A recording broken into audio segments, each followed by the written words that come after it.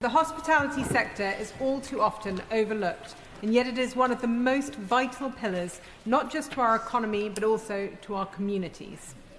In my constituency of Chester South and Eddisbury, we have 215 registered businesses in accommodation and food services, contributing at least 4,000 jobs. That's nearly 1 in 10 local jobs. The sector really matters for Cheshire's economy. Each year it contributes £370 million in Cheshire East and £390 million in Cheshire West and Chester. And yet hospitality is being punished with higher taxes and even more regulation. Since being elected, I've been meeting and listening to our local business owners, and I hear the same message time and again. Times are tough, and they need policies that deliver stability, champion growth, and secure the future of the sector. None of which this government has delivered. Instead, policy after policy has punished small business owners, especially in hospitality. But don't just take my word for it. Earlier this year, I sat down with Woody Barlow, who runs the Swan in Tarpley and the Lion in Malpas, two of our fantastic local village pubs. Woody told me the 2024 budget hit his business hard, with increased employer national insurance and reduced business rates relief. But what struck me most was his concern for his staff and community. He wasn't just worried about profits, he was worried about young people, about how vital their first job in a local pub can be, learning soft skills, gaining confidence, working as part of a team. I also met with William Lees-Jones, Managing Director of J.W. Lees Brewery, a seventh-generation family business approaching its 200th anniversary.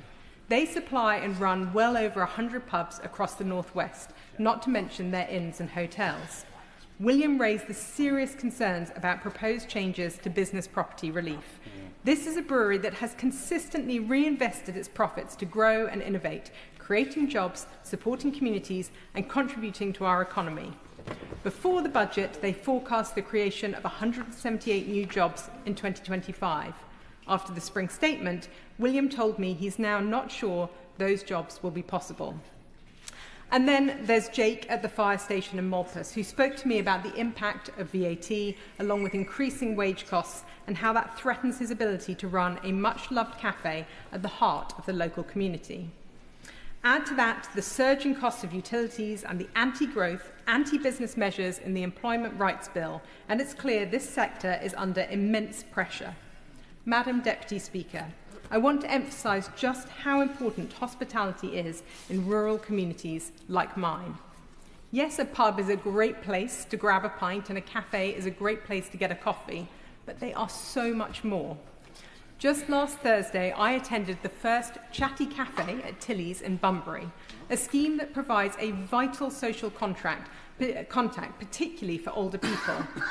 I met Charles, who's 86 years old and travels from Crewe every week to have his breakfast and a chat at Tilly's. For many in our rural areas, cafes and pubs are lifelines. They host community groups, offer local services, and provide a space where people feel connected. From unfair taxation and economic mismanagement to poorly thought-out legislation, this government is putting pubs, cafes, restaurants, and the jobs that they create and support at risk. I will continue to speak up for the hospitality businesses in Chester South and Eddisbury, and I thank them for everything that they do for our local economy and our communities.